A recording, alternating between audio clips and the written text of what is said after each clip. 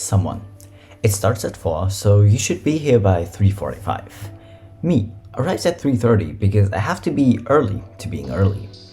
Okay, I left at 2:45. Arrived at 3:15, sat in the car for 50 minutes so it wouldn't be weird. It's me. And you have no business calling me out this early in the video. That's just rude. Why did you listen? I get so mad when I'm late. Because if I go somewhere by myself and I get to leave and just go when I want to, I will always be super early and then literally awkwardly sit in the car. Because there might be traffic. You never know. There might be something happening. So you gotta be early. So that even if there's traffic, you're gonna be stressed about it the entire time, but you're still gonna be probably still early, not just on time. But when it's other people's fault, when someone has to drive me to the train or something and they're running late or they're taking forever to get ready, I'm gonna be so pissed. Hello BabyQueers and welcome back to my channel. It is time for neurodivergent memes. Again, if you haven't figured by this first meme or the title. But anyways, you know the deal. Before we continue, y'all gotta get hydrated. Just grab some water, or some tea, or whatever else you like to drink, and then we'll look at some more memes. Are you hydrated? Good, let's go. To everyone who ever said I didn't look autistic, just know that I'm constantly running a act like people expect exa in my brain, and I am not always aware I'm doing it, and it's eating up at least 50% of my RAM.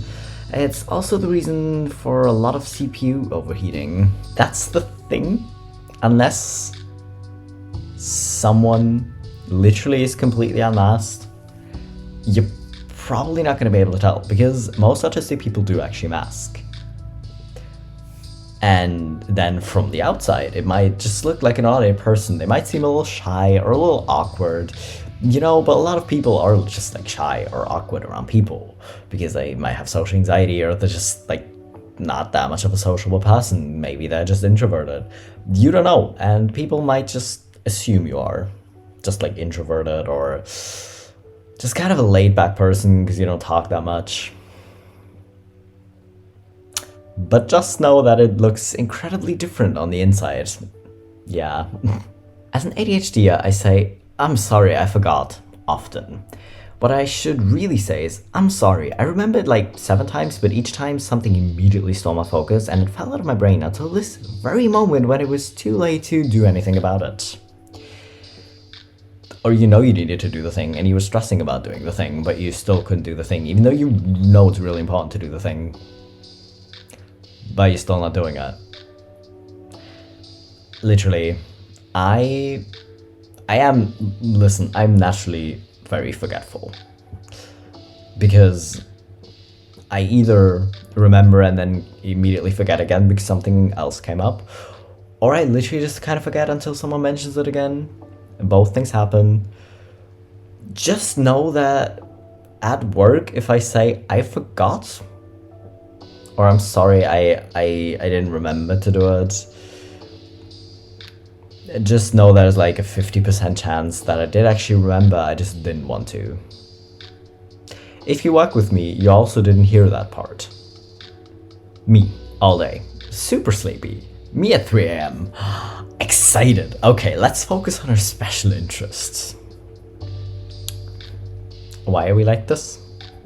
Why do none of us have a normal sleep rhythm? I mean, apart from the fact that I've been exhausted for the past 11 years basically, but anyways, the past few months specifically, I'm super tired. But once I'm awake longer than 12, I'm not tired at all anymore. And then I have a super hard time falling asleep again. But usually what happens is I'll be super tired at 8 or 9 and just feel like I'm about to fall asleep. But by the time I've brushed my teeth and I'm going to bed, I'm also not that tired anymore. Listen, nighttime is just superior, I'm telling you. ADHD things that no one ever talks about. Well, I guess we're about to change that. Getting frustrated at not being able to do something you want in the way you want it. Feeling so tired and drained all the time. Getting overstimulated and not knowing what to do with yourself. having so much noise in your head that you can't turn down or fuzz away. People complaining how loud or soft you talk, and you can't explain that you have a hard time controlling it. Having a really hard time making friends and keeping them. You can never find something that interests you for more than like a week. Executive dysfunction is something that almost never goes away. Having bad days so bad you cannot get anything done or done well. Feeling so angry for seemingly no reason. You can't get to sleep easily, and staying asleep is even harder. Being the last person to finish a project almost all the time. When you do find a special interest, you make fun of it for it, so you lose interest. Always forgetting things and coming across as uncaring. Just the way people see you in general. That's kind of the thing, like even if you're trying to hide your ADHD, there are still things that are going to bubble through to the surface that are going to make people very annoyed with you. Because some things are still going to be like obvious. Because we do forget to do things sometimes, or we're often seen as lazy if we're not doing something. Just know that most of these, if not all of these, will kind of hit a little too close to home to a lot of ADHD people. Maybe not in this exact way, because like for example the falling asleep bit. I have a super hard time falling asleep. Once I'm asleep, I can usually stay asleep quite well. But falling asleep is the hard part. But still, the most frustrating thing, actually all of these are incredibly frustrating, and I would never actually be able to like list them in order of most frustrating because it varies from moment to moment, but the whole volume control thing, because I think I naturally talk very quiet, but then people keep telling me that I'm super quiet, and then when I start to talk louder, I just feel like I'm screaming at them, and I have like I can control how loud I talk, I just perceive how loudly I talk, wildly different from most people apparently. Oh well. Maybe we can take a break between tasks. Okay, if I leave stress mode now, I am not going back. Ah yes, I forgot that's why we do this. Because it seems more preferable to not do this, to be like, hey listen, we can just take a break and then like come back to it and be more relaxed while doing the thing. But the brain is like, no, nah, if you even think about quitting right now, if you think about taking a pause, you're not coming back. And then you're just not doing it. Listen, sometimes taking a break is really productive, but sometimes it's really not going to be.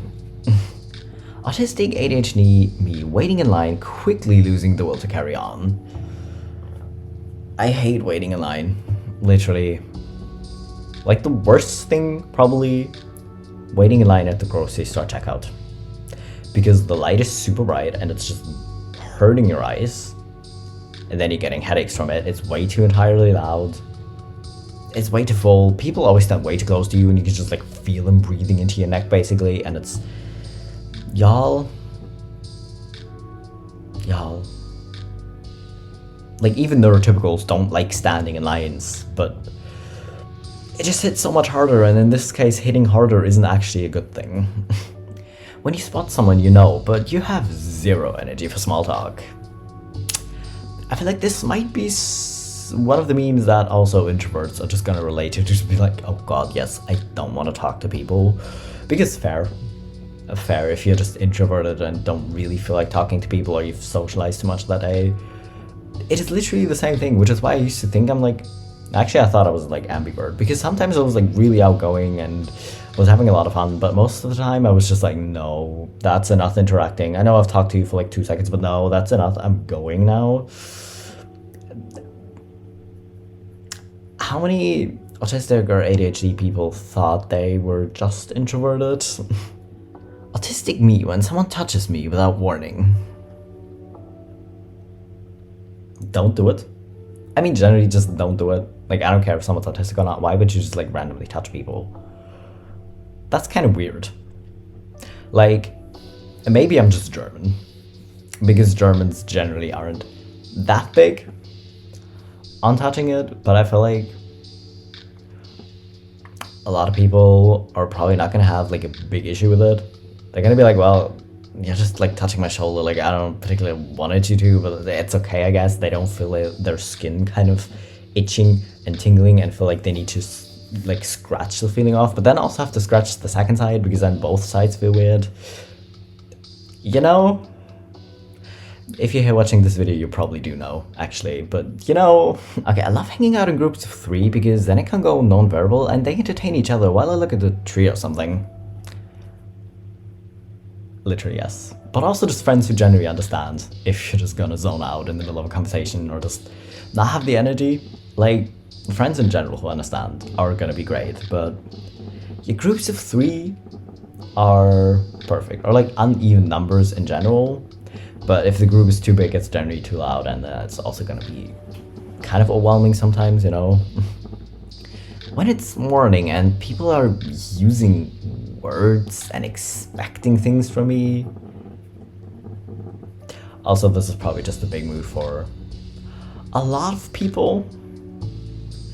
But still, I thought y'all would appreciate it, so I wanted to include it here. Sorry I snapped at you, the radio was too loud and my clothes felt weird. You know, this is one of the reasons I say having other neurodivergent friends is brilliant, because if you say this to a neurotypical person, they might just think it's an excuse, that you're just trying to like find excuses for your terrible behavior, when you literally are sorry that you snapped at them and not just trying to be like, oh yeah, no, I'm sorry, I'll try to do better, you know, not in a very dismissive way, just like you're genuinely sorry. It's just that sometimes you literally cannot control it. But your neurodiverse friends at least will definitely understand. I apologized to my husband for not finishing the task I'd planned for today. He said yes, but how many side quests did you get done along the way? I feel seen. My whole life is a main quest being disrupted by side quests. I mean, on a wholesome note, even if you don't accomplish many side tasks, rest, like actual rest, should also count as a side task or a side quest, because honestly, you need it. Like, you need your healing potions, right? And resting will actually do that, so that's important too. But listen, yeah. I feel like if you explain it like this to people who are gamers, even if they're neurotypical, they will probably understand your brain a lot better. As an autistic person, I often miss social cues, but I rarely miss vibes. I usually have a strong awareness of how other people feel about me. I might not know how to respond to these vibes, and I might not always trust my assessment of them, but they're valuable to have or consider. Not really mean, but yeah, the whole, oh yeah, autistic don't get social cues. I think we understand it when other people do it, or at least this is the case for me. Like, I understand that people do certain things. It just feels so unnatural for me to do these things or say certain things in a certain situation that I can't bring myself to do it, but I know that a neurotypical person might say a certain thing. And I've had this conversation with someone who didn't quite understand like neurodivergent brains either, because she was like, yeah, but like everyone does that. Like everyone just like kind of repeats back phrases they've heard because they know it's appropriate in that situation because they've been taught like that from other people. And I'm just like, yeah, well, of course, like social behavior is taught. But that doesn't actually help in my brain sometimes, because like I know someone else might say a certain something, but it just feels so unnatural. I can't bring myself to do it, really, if that makes sense. Okay, don't talk to me while I'm rubbing my eyes. I'm not going to hear you. But why does this make so much sense? I don't know why it makes sense, but it does. You ever just like so focused on something? Because especially like rubbing your eyes just feels so intense. I really want to rub my eyes right now. But yeah, I'm not gonna hear you. Me, ringing out the last drop of dopamine out of a song I just discovered. I have listened to this 57 times in the last 24 hours. I may or may not do this too much, actually, which is also why I got kind of desperate last week and I just randomly started listening to Psy again. I don't know what happened, but it's literally doing stuff in my brain that just feels good. And I know that if you're here watching this, it's also gonna make sense. It feels kind of weird to say it, because a lot of people give you weird looks when you say it scratches your brain in the right way, because I'm like, what? But if you know, you know. Me, reaching the end of the page, but realizing I was daydream and didn't actually read it. Okay, but how do we still do this when we read it out loud? We managed to process the words enough to say them, but then you still have no idea, because you were so focused on reading out loud that you have no idea what it said anymore. Well, I'm awful at reading out loud, by the way. I cannot talk. I literally just cannot. Okay, complete silence is more distracting than background noise, and you can fight me on this. But let me explain. If I don't have background noise, my brain will make its own background noise, and brain background noise is infinitely more distracting than regular background noise. Most of the time, yeah. Yeah, definitely. Because brain background noise just jumps from place to place. Like, it's just not like, I have like, the street is being renewed in front of my house. So as annoying as that background noise is, like while I'm trying to work or something during the day, it's still less distracting. I will still listen to music when I can over headphones so I don't hear it as much, but it's still way less distracting because it's like kind of an even sound or kind of predictable, but like brain background noise, try to predict it, I dare you. When someone interferes with my scheduled routine, nope, don't like that, don't like it.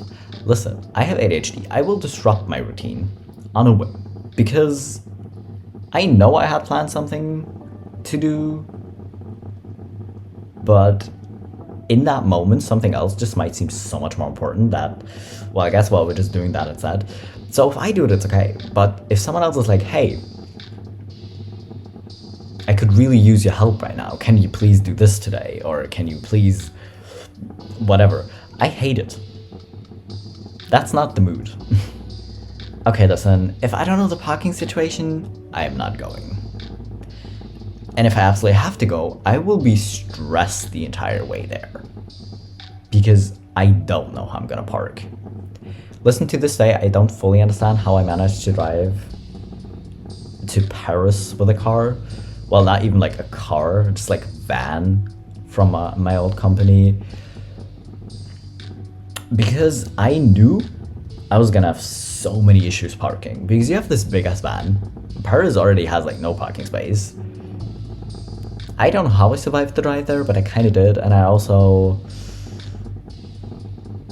managed to drive the entire like 8 hours back with only like one break to quickly go pee and get more coffee.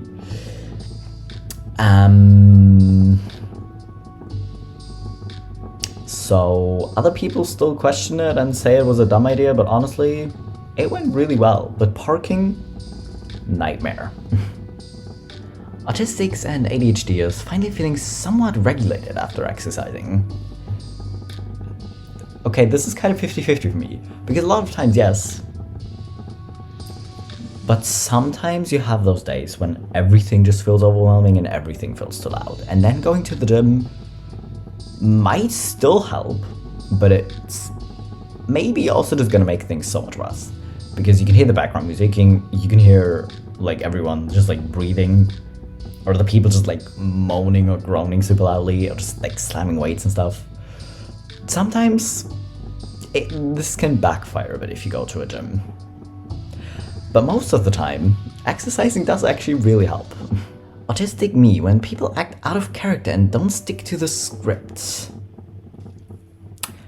Yeah, that's also the thing. As much as I say I can read people, I also find people still wildly unpredictable, because as much as people like to come for neurodivergent people for being like moody, neurotypical people literally are better.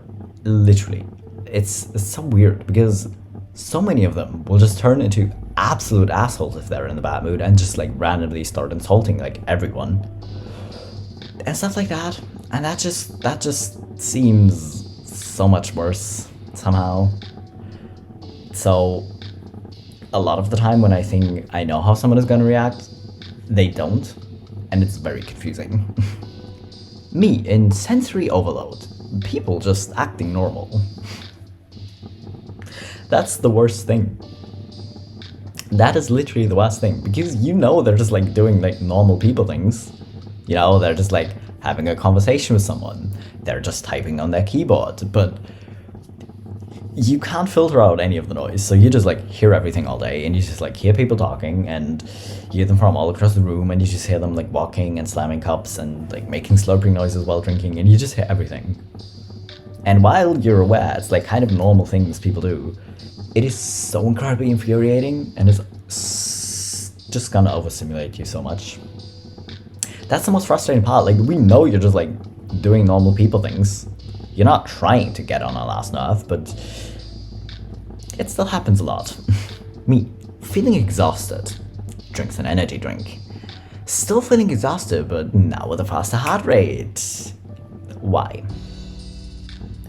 Like, I love energy drinks, but I feel like I could probably still drink one right now. It's like 9, and I kind of want to go to sleep in like an hour or two and hope I fall asleep, but I could drink an energy drink and it's literally just not going to make it harder.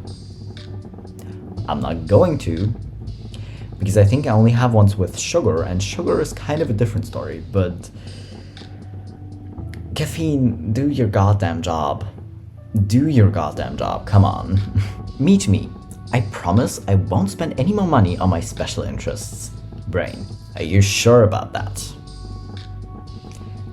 Okay, listen, Brain, we don't need to have this conversation again. We know we're lying when we say this. But could you please make an effort to believe it for like at least 5 minutes before you find a cool thing about your special interest and want to get it? Please? Thank you. There weren't this many autistic folk back in my day. Oh yeah, sure, your grandfather who infodumped about postage stamps and ate the exact same lunch every day was the epitome of normal. Yeah, that's kind of the thing. Like, just because you don't have the language to describe something doesn't actually mean the thing itself isn't a thing. It's just that, oh yeah, sure, your grandfather was a bit quirky, you know, like, he had his quirks, like, it's okay. If you want to call it that, sure, yeah. If you can't think of a word, say, I forgot the English word for it. That way, people will think you're bilingual instead of an idiot.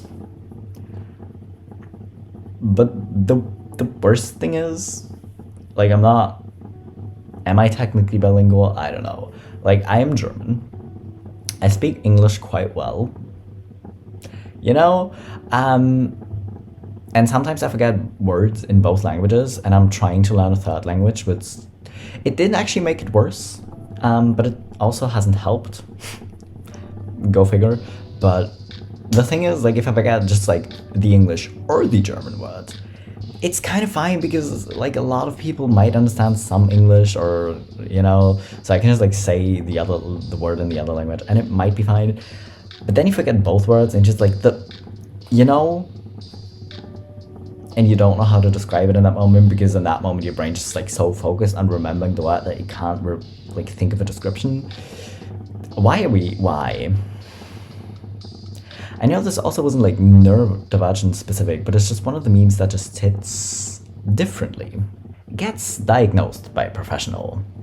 My brain, what if it isn't ADHD? What if you're just lazy? Don't. Just don't. Because literally, the gaslighting yourself is intense. We do this all the time, I know, but it's intense. Okay, autistics who always follow the rules, or autistics who follow the rules only if they make sense. That's the thing about a strong moral compass as well. Like, it's not like autistic people like magically have like the most like neutral moral compass you could have. It's just that what they perceive as right or wrong is automatically gonna like be felt much stronger. And same with like following rules. I find it very hard to follow rules if they don't make sense to me. Because I need to understand why. And then people get mad at you if you ask like why a thing is a certain way, you know? Come on, we just want to know. Like, I'm not trying to be disrespectful if I ask why something is a way or like why something needs to be done that way. But a lot of people sadly take it that way. Okay, ADHD is only motivated by 5 things: urgency, challenge, novelty in play, interest, or being a contrarian little bitch. Yeah, to be fair, I'm also very food motivated. We're cats. We are definitely cats. Or cats also just have ADHD. But so do bunnies. Bunnies are very... Listen, I got 2 bunnies recently and they're too much like me because they're, very food motivated. Like, whenever you come through the door, they come running to you thinking you have food for them. And when they realize you don't, they kind of just go away. Oh well. But then they're just like suddenly super hyper and just running around, and then they're just sitting there and like immediately fall asleep. And I kind of feel the energy level like swings very deeply.